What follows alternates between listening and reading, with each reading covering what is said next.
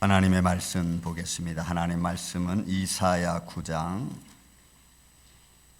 구약성경 이사야 9장 1절에서 7절에 있는 말씀입니다. 제가 봉독해 올립니다. 이사야 제9장 1절에서 7절. 전에 고통받던 자들에게는 흑암이 없으리로다.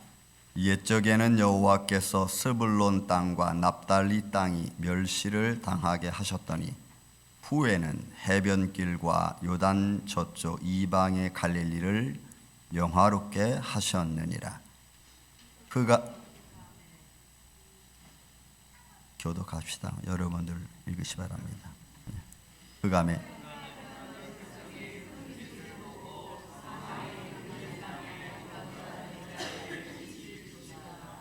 주께서 이 나라를 창성하게 하시며 그 즐거움을 더하게 하셨으므로 추소하는 즐거움과 탈취물을 나눌 때에 즐거움이 같이 그들의 주 앞에서 즐거워하오니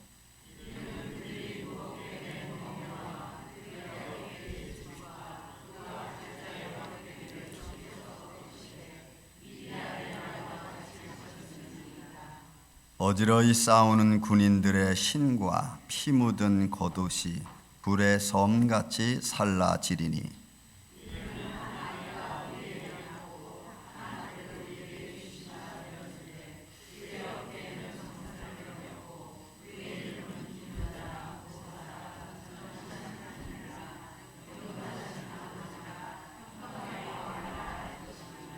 그 정사와 평강의 더함이 무궁하며 또 다윗의 왕자와 그의 나라에 군림하여 그 나라를 굳게 세우고 지금 이후로 영원히 정의와 공의로 그것을 보존하실 것이라. 만군의 여호와의 열심히 이를 이루시리라. 아멘. 오늘은 우리 노예 계시고 스테트아일랜드 교회 목사님이셨던 우리 김명기 목사님 나오셔서 귀한 말씀 전해드리겠습니다. 감사합니다.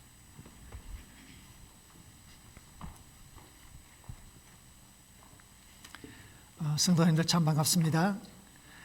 제 마음속에 있는 임마누엘 장로교회는 팰리세이드 지역에 있을 때 그 스파 옆에 있었잖아요. 그래서 오며 가며 들러서 목사님과 교제를 나누고 때로는 우리 노예의 회의가 또 그곳에서 있기도 했습니다. 그때 제가 느꼈던 그 교회의 이미지는 사랑방 같은 교회였었습니다.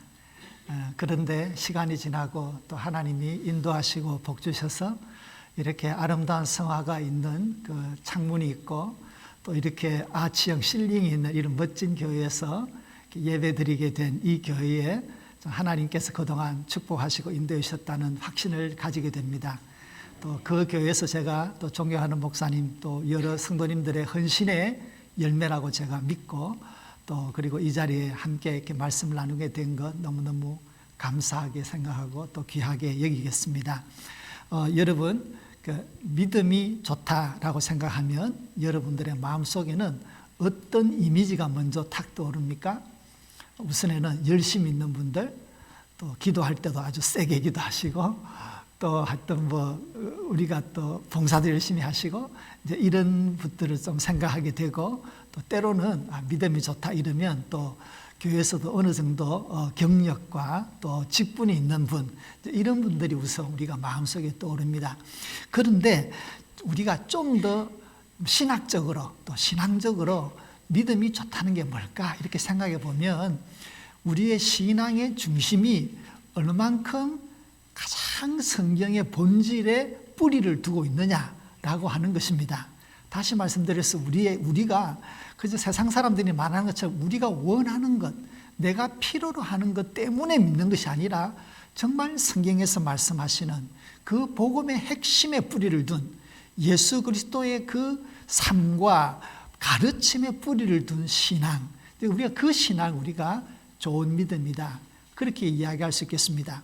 그래서 성경은 우리에게 좋은 믿음을 심어주기 위해서 예수 그리스도에 대해서는 좀 특별히 특별하게 우리에게 성경은 소개하는 것을 보게 됩니다. 여러분, 성경이라는 게 구약에서부터 신약까지 오랜 시간 동안 여러 성경의 저자들이 적지 않습니까? 그런데 특별하게 성경에는 수많은 역사적인 이야기들이 기록되어 있고, 기적이 기록되어져 있고, 비유도 있고, 하여튼 여러 가지 상징들이 나오는데, 그런데 예수 그리스도의 죽음과 삶과 또 지금처럼 우리가 성탄을 기다리는 예수님의 탄생, 이렇게 예수님에 대해서만큼은 굉장하게 다른 관점으로 접근하는 것을 보게 됩니다. 뭐냐 그러면은 예수 그리스도의 복음의 핵심이 되는 예수님의 탄생, 그리고 예수님의 탄생을 기다리는 이 예수님의 오심을 기다리는 이 기간, 그리고 예수 그리스도의 부활, 그리고 부활을 앞두고 있는 고난과 죽음, 그리고 부활, 이렇게 탄생과 부활, 이 두 가지 사건에 대해서는 성경에는 좀 특별하게 기록하고 있습니다. 무엇이냐 그러면 성경은 예수 그리스도의 탄생과 죽음과 부활만큼은 역사적인 사실이라고 하는 것을 증명하기 위해서 여러 가지 노력을 하고 있다는 것입니다. 여러분들은 만약 여러분의 자녀가 엄마 아빠, 내가 진짜 엄마 아빠의 딸이고 아들이 맞아 라고 하면 여러분은 어떻게 그것을 증명할 수 있겠습니까? 출생증명서, 가족관계 증명서, 요즘 같으면은 DNA 분석 이런 것까지 할 수 있겠죠. 그런데 여러분이 2000년 전에 여러분의 아들과 딸을 여러분의 자식이라고 증명하려면 어떻게 해야 될까요? 그거는 지금과는 전혀 다른 접근이 필요할 것입니다. 그런데 성경은 2000년 전에 예수님에 대해서 기록할 때에 그 시대에 할 수 있는 모든 방법을 다 동원해서 예수님의 탄생과 예수님의 고난과 죽음과 부활이 역사적인 사실이라는 것에 대해서 굉장히 디테일하게 기록하고 있다는 것을 알 수 있습니다. 첫 번째로 예수님이 언제 태어났습니까? 라고 할 때 우선 예수님이 태어날 때에 있었던 그 당시의 지도자들, 그 당시의 지도자들에 대해서 쓰고 있죠. 그러면 헤롯 왕이라는 사람이 진짜냐? 그러면 그 헤롯 왕에 대해서 어떤 친척들이 있으며 그 당시에 어디를 다스리고 있었고 무슨 일을 했는지를 같이 기록하고 있습니다. 그렇게 함으로써 예수님 시대에 정말로 예수라고 하는 한 사람이 태어난 것이 역사적인 사실에 뿌리하고 있다는 것을 이야기하고 있습니다. 그럼 예수님의 엄마 아빠는 실존 인물이냐? 네, 그것을 증명하기 위해서 요셉의 긴 족보를 소개하고 있습니다. 예수님의 어머니 마리아에 대해서 그의 친척 엘리사벳이 임신했을 때 6개월간 함께 지냈다고 하면서 그의 친척들을 소개함으로써 그 둘이 역사적인 인물이라는 것을 증명하고 있습니다. 그러면 그들의 부모들은 갈릴리에 살았는데 왜 남쪽 베들레헴까지 내려왔느냐? 이렇게 물어본다면 그 당시 로마의 황태인 아우구스토스가 각 관할 지역에서 자기가 태어난 곳에 가서 호적하라고 했기 때문이라고 하면서 그 당시에 행정의 명령에 따라서 일주일이나 걸어서 내려왔다는 사실을 이야기해 줌으로써 예수님의 탄생의 역사적인 증거를 보여주고 있습니다. 그러면 그 자리에 진짜로 눈으로 본 사람이 있느냐? 예, 있습니다. 들의 목자들이 왔습니다. 동방의 박사들이 왔습니다. 그리고 그들이 왜 하필이면 그렇게 초라한 곳에서 태어났느냐? 그 당시의 상황을 설명해 주고 있습니다. 그래서 우리가 지금 만약에 여러분이 기자라고 하면 마태복음, 마가복음, 누가복음, 요한복음을 읽으면서 누가, 언제, 어디서, 어떻게, 왜 그런 방식으로 기자가 한 사람의 태어난 사건의 배경을 다 찾아본다고 하면 여러분은 빠짐없이 기록할 수 있을 것입니다. 그것이 바로 2000년 전에 예수님의 역사적인 탄생의 진실성을 보여주기 위해서 노력한 흔적을 여러분 알게 될 것입니다. 그러면 왜 이렇게 성경은 예수님의 탄생과 예수님의 죽음에 대해서 이 역사적인 사실을 증명하려고 애를 쓰고 있는가라는 것입니다. 그것은 우리의 믿음이 어떤 인간의 창조물이나 문화의 유산이 아니라 정말로 살아계신 하나님의 역사 속에서 이루어진 진실의 바탕을 둔 믿음이라는 것입니다. 우리가 믿습니다라고 할 때 우리는 어떤 상상을, 필요를 믿는 것이 아니라 진리의 기초를 둔 그 진리의 종교임을 우리는 믿어야 하는 것입니다. 그러면 여러분, 성경은 역사적으로 예수님의 진실성을 이야기하고 있습니다. 역사적 진실성을 이야기하고 있습니다. 그러면 이렇게 볼 수 있죠. 그럼 역사적으로는 진실이야. 정말로 한 아들이 태어났어. 예수라는 아이가 태어났어. 근데 그 사람이 하나님의 아들이고 나의 구원자가 되는 것과 무슨 상관이 있느냐? 이렇게 볼 수 있잖아요. 그래서 그것에 대해서 성경은 또 다른 접근을 하고 있습니다. 그것은 바로 약속과 성취입니다. 예수님은 그저 역사적인 한 인물로서 태어난 것이 사실일 뿐만 아니라 그것은 오래전에 하나님께서 예언자들을 통해서 예언하시고 그 예언이 하나님의 섭리의 강이 도도히 흘러서 때가 되어서 약속의 성취로서 예수님께서 이 땅에 오셨다라고 하는 약속과 성취라고 하는 구조 속에서 예수님의 탄생을 보여주고 있습니다. 그래서 성경은 예수님의 탄생, 고난과 죽음과 부활, 이것을 기록할 때는 두 가지의 틀을 가지고 기록하고 있습니다. 기초를 두고 있습니다. 첫째는 역사적인 진실성, 또 하나는 하나님의 약속의 성취, 약속의 언약과 언약의 성취라고 하는 이 구조 속에서 우리의 믿음이 진실에 기초한 믿음일 뿐만 아니라 하나님께서 이루어내신 하나님의 섭리와 역사에 대한 우리의 믿음이라는 것입니다. 곧 우리의 믿음은 살아계신 하나님에 대한 믿음이고 지금도 역사의 주인이시며 장차 오실 왕이신 우리의 그리스도 예수 그리스도를 믿는 믿음이라는 것입니다. 그래서 우리가 이 성탄절이 절기를 통해서 매년 반복하는 이유는 무엇입니까?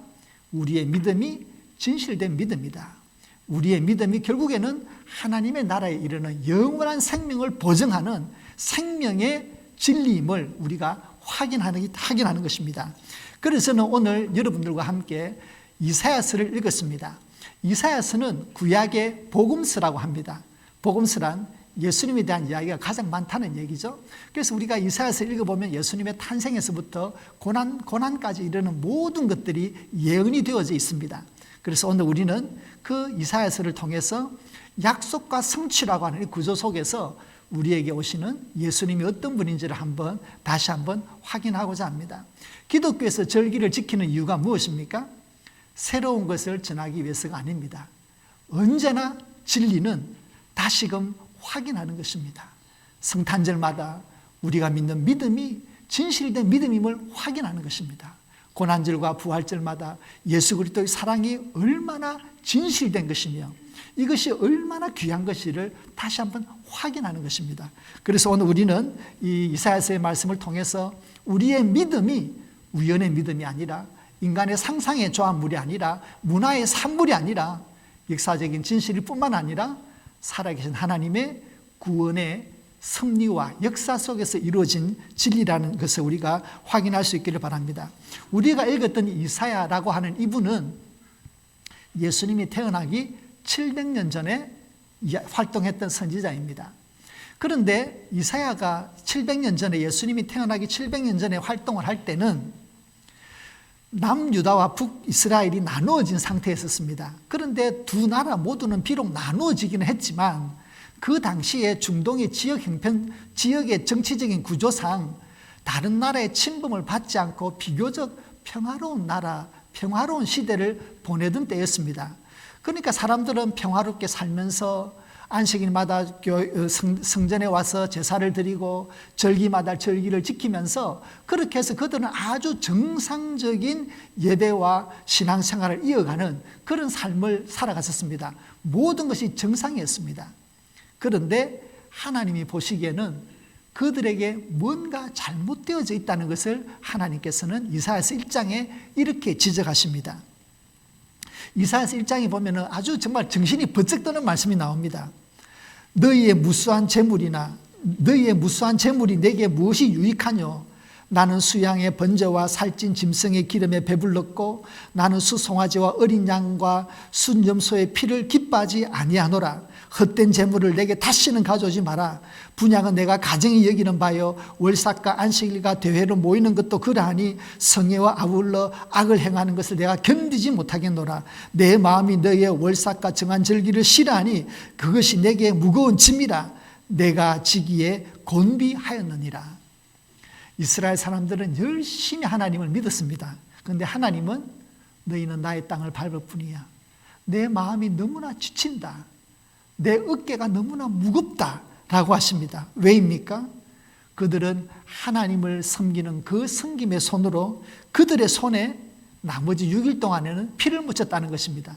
그러니까 겉으로는 하나님을 믿었는데 정말로 그들의 마음속에는 이미 하나님이 떠나고 하나님의 정의와 하나님의 사랑과 은혜를 잊어버린 삶을 살았다는 것이죠. 그러니까 이렇게 이율배반적인 신앙생활을 하고 있으니까 하나님은 그들의 예배에 지치고 그들의 기도가 하나님을 몹시나 힘들게 했다는 것입니다. 껍데기뿐인 이 가정한 믿음으로 어떻게 하나님의 거룩한 백성으로서 그들이 살아갈 수 있었겠습니까? 그러니까 이스라엘 백성들을 하나님께서 보실 때에 이들은 망할 수밖에 없는 길을 가고 있는 것이에요. 하나님은 시간을 초월해서 이스라엘 민족을 이렇게 딱 보고 계시잖아요. 그러니까 그들이 앞으로 자기 스스로의 죄악과 하나님으로부터 떠나 있기 때문에 하나님이 가만히 두면 그들이 앞으로 밟아서 스스로 망하게 되어 나가는 과정을 쭉 보게 되잖아요. 그래서 우리는 하나님께서 누구를 보내어서 굳이 안 해도 될 일을 굳이 사람들을 보내어서 적군을 보내어서 파괴했다라고 생각하기 쉬운데 아니에요. 그들은 스스로 망해가는 것입니다.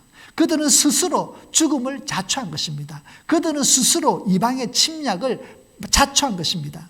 그렇게 망해가는 과정을 하나님께서 딱 보시니까 그들이 앞으로 살 길이 얼마나 고단할까라고 하는 것을 이미 눈으로 훤히 보시잖아요. 우리 아이들 키울 때 알잖아요. 아이들 보면 아이들 거짓말하는 거 눈에 뻔히 보이잖아요. 또 아이들이 참 잘못된 길을 가는 게 뻔히 보이잖아요. 근데 부모로서 참 무섭기도 하고 귀엽기도 하고 안타깝기도 하고 이제 그런 것을 우리가 아이들을 키우면서 보게 되는데 하나님께서 이스라엘 백성들이 안식일에는 와서 예배를 드리고 돌아가서는 그냥 손에 피를 묻힌다라고 말할 만큼 하나님의 마음에 몹시나 괴롭게 하는 이런 잘못된 신앙으로 인해서 스스로 망해가는 과정을 하나님께서는 미리 다 보신 거예요. 그러면서 그런 과정을 밟지 말라고 계속해서 예언자들을 보내서 회개를 가르치고 그들이 어떤 잘못을 했는지를 책망을 하고 회개를 촉구하는 것이죠. 그런데 사람들이 죄악이라는 것이 한번 굴러가기 시작하면 이게 탄성이 붙어가지고 가속도가 붙어가지고 이게 잘 쉬지가 않잖아요. 그래서 이제 북쪽이 먼저 망합니다. 그리고 또 계속해서 하지 말라고 하니까 또 남쪽 사람들도 그 듣지 않고 선지자들을 죽이고 패고 쫓아내고 이런 식으로 해가지고 핍박을 하고 해서 결국에는 스스로 죽음의 길을 자초하게 되죠. 그래서 그리고 어떻게 됩니까? 예루살렘 성도 망하고 성전이 다 파괴되고 성전의 모든 기명을 모든 물건들은 다 빼앗겨 가버리고 그걸로 끝납니까?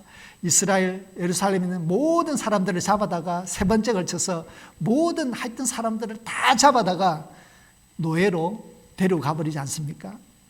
그러니 이제 나라가 망한 것이 아니라 민족 자체가 그냥 다른 나라에 다 옮겨 심겨져 버린 것이죠. 그런 미래를 하나님께서 보시면서 그러면 이 아브라함으로부터 선택된 이 하나님의 백성, 이 율법의 민족을 어떻게 할 거냐라고 하는 문제가 남습니다. 그죠? 망해버리고 갈 텐데 어떻게 할 것이냐?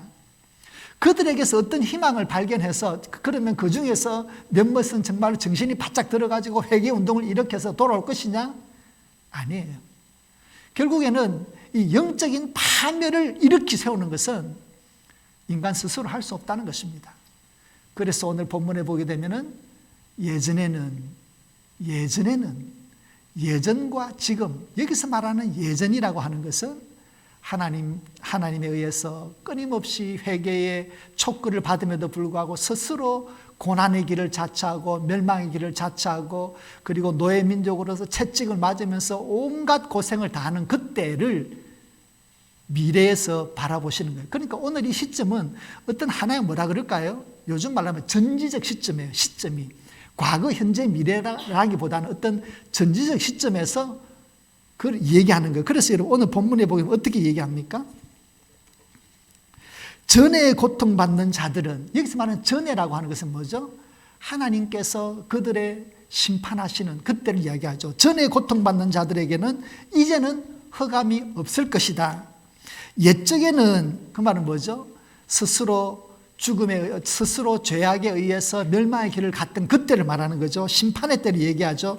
옛적에는 이스라엘 여호와께서 서불론 땅과 납달리 땅이 멸시를 당하게 하였더니 이제부터 후에는, 그러니까 그 모든 어려움이 끝난 그 이후에는 영화롭게 하셨다.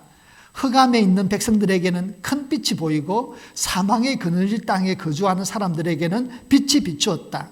이제는 주님께서 이 나라를 창성하게 하셨다. 즐거움을 더하게 하셨다. 이런 이야기들이 나옵니다. 그들이 이전에는 무겁게 맨 명예와 그들의 어깨에 있는 채찍과 그들의 앞제의 막대기를 주께서 꺾으셨다. 이렇게 얘기합니다. 자, 여기 보면은 어떤 역사적인 급변이 일어나는 거죠. 옛날에는 어두웠고 사망의 그늘에 있었고 억압이 있었고 굴욕이 있었습니다. 노예의 채찍이 있었습니다. 그런데 이제는 광명이 있습니다. 기쁨이 있습니다. 하나님께서 그 모든 노예의 아픔을 벗어나게 하셨습니다. 이런 역사적인 격변이 언젠가는 일어날 거라는 거예요. 그 예언을 언제 하셨습니까? 예수님 태어나기 700년 전에. 그로부터 이러한 역사적인 격변이 일어날 것이 앞으로 일어나게 되는 거죠. 그것을 이제 이사야서 오늘 우리가 읽었던 본문에서 말씀하고 있는 겁니다. 자, 그러면 그러한 역사적인 격변이 앞으로 일어날 터인데 어떻게 해서 가능할 것인가? 우리들이 마음이 바뀌어가지고 노예로 살면서 우리가 잘못했구나 회개해서 그럴까요? 아니라는 거예요. 오늘 6절에 보면은 이는 이렇게 시작합니다. 이는 그러한 역사적인 격변이 일어나는 것, 옛날에는 사망의 엄침한 골짜기에 사는 사람들이 이제는 하나님께서 진리의 빛, 기쁨의 빛, 그러한 새로운 광명의 빛으로 바꾸어내는 이런 영적인 천지개벽이 일어나는 그런 일은, 이는 한 아기가 우리에게서 낳고 한 아들을 우리에게 주신 바 되었는데, 무엇 때문에 가능합니까? 한 아들이 태어남으로써, 한 아이가 태어남으로써 가능하다는 것입니다. 역사의 큰 변화, 영적인 변화는 인간으로부터 시작되는 것이 아니라 하나님 자신으로부터 시작됩니다. 하나님께서 우리를 찾아오심으로 역사의 한순간에 돌입하여 들어오므로, 우리 자신의 삶 속에 하나님께서 돌입하여 들어오므로 천지개벽이 일어나는 것입니다. 새로운 창조가 일어나는 것입니다. 이는 우리에게서 한 아들이 태어났기 때문입니다. 그런데 더 놀라운 것은 한 아들이 태어났다 그랬는데 그 아들에 대해서 그 아들은 우리에게 주신 바가 되었다. 하나님께서 우리에게 선물로 주셨습니다. 역사의 영적인 큰 변화들, 구원에 이르는 변화들, 이런 변화들은 하나님께로부터 오시는데 하나님이 선물처럼 보내주시는 예수 그리스도로 가능했던 것입니다. 그래서 그 아들이 우리에게 태어났는데 우리에게 주신 바 되었다. 선물로 받은 것이죠. 선물을 다른 말로 하면 은혜입니다. 그래서 은혜 중에 은혜는 무엇입니까? 예수님 붙들면 됩니다. 세상에 필요한 건 많이 있습니다. 그런데 은혜가 필요하면 누구를 붙들면 됩니까? 예수님 붙들면 됩니다. 그분은 우리에게 선물로 오신 분입니다. 여러분, 선물 얼마나 설레입니까? 거기는 자기가 기대한 것 이상의 하나님이 디자인한 것이 거기에 다 있습니다. 우리를 속속들이 하시는 하나님께서, 좋으신 아버지께서 우리의 삶에 가장 필요한 것을 예수 그리스도라고 하는 그 은혜, 그 선물을 우리에게 주셨습니다. 바로 그분이 예수 그리스도이십니다. 그래서 우리는 예수님만 붙들면 됩니다. 예수 이름이 그래서 능력이 되는 것이고 예수 이름이 우리에게 복음이 되는 것입니다.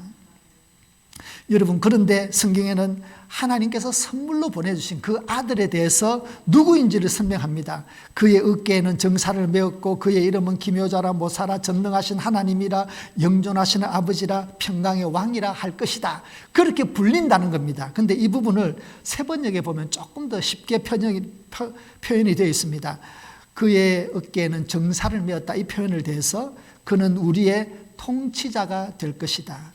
그의 이름은 놀라우신 좋은 자, 전능하신 하나님, 영존하시는 아버지, 평화의 왕이라 불릴 것이다 라고 하고 있습니다. 그러니까 여러분, 장차 하나님께서 보내주신 하나님의 선물로 오시는 그 한 아들은 우리의 통치자가 될 것입니다. 그분은 통치자라는 것이 무엇입니까? 다스림입니다. 다스림. 하나님의 나라를 다른 말로 하면은 하나님이 다스리는 곳, 하나님이 통치하는 곳, 예수님이 가시는 곳마다 하나님의 통치가 일어났습니다. 그래서 우리가 예수님의 삶을, 예수님을 우리의 주님으로 모시면 주님이 우리의 삶을 다스리시죠. 믿음의 바운더리, 믿음의 울타리를 쳐주시고 우리가 걸어가야 될 믿음의 선한 길을 깨닫게 하시고 그 속에서 믿음의 여정을 믿음의 순례를 이어가게 하면서 우리를 하나님의 자녀로 빚어나가지 않습니까? 그것이 바로 우리의 삶을 다스리시는 우리의 통치자가 되시기 때문입니다. 또 예수님은, 그분은 우리의 놀라운 좋은 자가 되십니다. 좋은 자, 우리의 삶의 방향을 잃고 신앙의 순례의 길이 어디로 가야 될지 모를 때에 믿음을 깨닫게 하시고 지혜를 주셔서 정말로 우리가 믿음의 좌우에 치우칠지라도 결국에는 예수님이 바라보는 그 십자가를 향해서 나아갈 수 있도록 우리에게 믿음을 이끌어 나가시는 좋은 자가 바로 예수 그리스도가 되십니다. 그분은 전능하신 하나님이십니다. 우리가 예수님의 복음을 통해서 우리가 예수님을 복음서를 통해서 읽는다면 그분은 하나님이 가지고 계신 모든 전능하신 능력을 고스란히 가지고 있습니다. 그래서 여러분, 성경에서 예수님이 하나님의 본성을 그대로 가지고 있다라고 하는 이 표현을 한마디로 하나님의 아들이라고 하는 표현을 씁니다. 아들이라고 할 때 우리들이 경험하는 아버지와 아들이라는 관계는 주종의 관계인데 그것이 아니라 성경에서 표현하고자 하는 하나님의 아들이라고 하는 이 표현은 두 가지예요. 첫 번째는 본성이 같다는 거예요. 하나님 자신으로서의 본성을 그대로 가지고 있다는 겁니다. 그러니까 두 번째는 뗄 수가 없다는 겁니다. 하나님 아버지와 아들 예수 그리스도는 결코 분리될 수 없습니다. 그래서 그것을 우리는 삼일체라고 부르잖아요. 그래서 우리가 예수님을 태어나신 그 한 아들은 전능하신 하나님, 하나님의 본성을 그대로 가지신 하나님이십니다. 우리가 믿는 분은 예수 그리스도, 곧 하나님의 아들인 것입니다. 그리고 영존하시는 아버지다.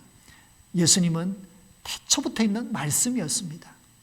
그 말씀이 이 세상을 창조하셨고 그 창조하신 세상을 지금까지 운행해 나가시고 장차 이 세상을 심판하실 왕으로서 다시 오실 분이시죠. 그래서 그분은 예전에도 태초에도 있었고 지금도 계시고 장차 오실 왕이시기 때문에 우리는 영원하신 아버지라 부르는 것입니다. 마지막으로 평화의 왕이라고 했습니다. 하나님이 다스리는 그곳에는 세상이 줄 수 없고 알 수 없는 평화가 있습니다. 그 평화는 예수님이 오심으로 이미 시작되었습니다. 그리고 장차 역사의 심판자로 이 땅에 오실 때에 그 평화의 나라는 완성될 것이고 하나님의 나라는 완성이 될 것입니다. 우리가 바라고 있는 성경에서 우리가 믿었던 그 모든 구원이 눈으로 확인되어질 것입니다. 바로 그런 의미에서 예수님은 우리의 평화의 왕이 되십니다. 그러니 여러분, 이 모든 것들이 가리키고 있는 것은 딱 한 가지입니다. 무엇이냐면 예수님은 하나님의 본성을 그대로 가지신 하나님의 아들이신데 그분은 하나님의 선물로 우리에게 오신다는 것입니다. 그래서 그렇게 되는 것은 하나님께서 한 아들을 우리에게 보내어 주셨다. 선물로 우리에게 주신 것입니다. 7절에 보면 지금 이후로 영원히 정의와 공의로 그것을 보존하실 것이라. 주님은 2000년 전에 오셨을 뿐만 아니라 앞으로도 하나님의 나라가 완성되어지고 우리가 그 앞에 설 때까지 그것을 이루어내실 것입니다. 만군의 여호와 열심히 이를 이루시리라. 우리가 구약에 읽어보면 나 여호와의 말이니라 이런 표현이 있잖아요. 하나님께서 더블로 확신하는 거죠. 서명을 하신 거예요. 오늘 본문에서도 예수 그리스도의 탄생을 알리는 이 예언의 말씀 속에서 만군의 여호와 열심히 이를 이루시리라. 하나님은 약속을 주실 뿐만 아니라 그 열심을 통해서 성취해내십니다.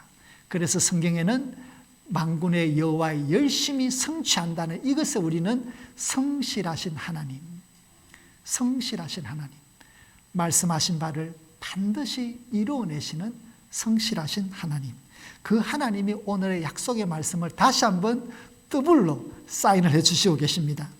이 예언의 이사야의 예언의 말씀은 700년의 시간이 지나서 나사렛에서 예수 그리스도가 태어남으로 말미암아 그 말씀은 성취되었습니다.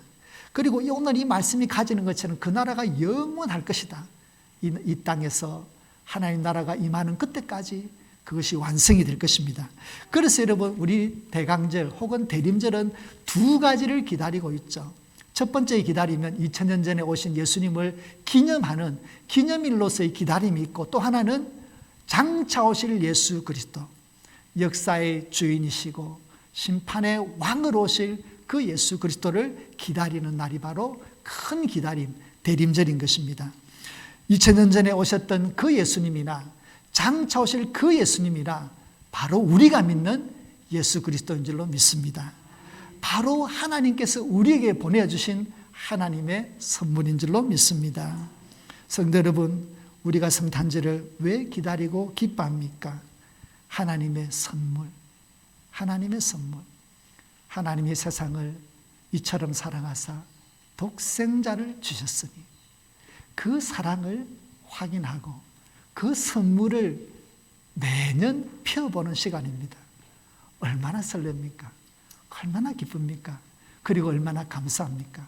감사한 것은 우리의 믿음이 어떤 허상에 대한 것이 아니라 철저한 역사적인 진실을 위해 하나님의 살아계신 하나님의 약속의 말씀과 그 성취 위에 그 하나님의 역사와 섭리 속에 이루어져 뿌리를 두고 있는 우리의 믿음이라는 것을 확인하게 되면 참 내가 예수 믿기를 잘했지, 내가 믿는 것도 잘한 일이지만 하나님이 나를 선택해 주셔서 너무 감사하죠. 우리한테 선물을 보내주셨으니까, 예수라고 하는 선물을 우리가 받으니까 너무나 감사합니다. 여러분, 이제 며칠 남지 않은 이날 하나님은 예수님을 선물로 우리에게 보내주셨습니다. 이 귀한 선물을 받았습니다. 선물을 받은 사람으로서 우리도 누군가에게 선물이 되어야 되겠습니다. 우리의 모두는 아니지만 우리의 삶의 한 부분을, 우리의 모두는 아니지만 나의 물질과 나의 시간과 내가 받은 이 귀한 예수라고 하는 이 선물을 믿지 않는 사람에게 나누는 그런 믿음의 도전 또한 있어야 되겠습니다.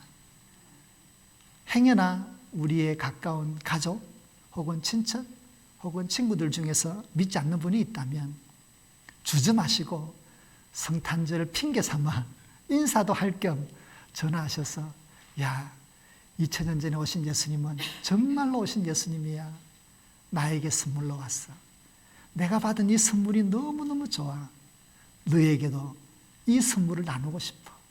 영원한 생명의 선물을 너에게도 나누고 싶어 하면서 정말 우리 성도님들이 또 이 임마누엘 장로교회가 하나님의 선물을 나누는 그런 귀한 교회, 귀한 성도님들이 되기를 주님의 이름으로 축복합니다.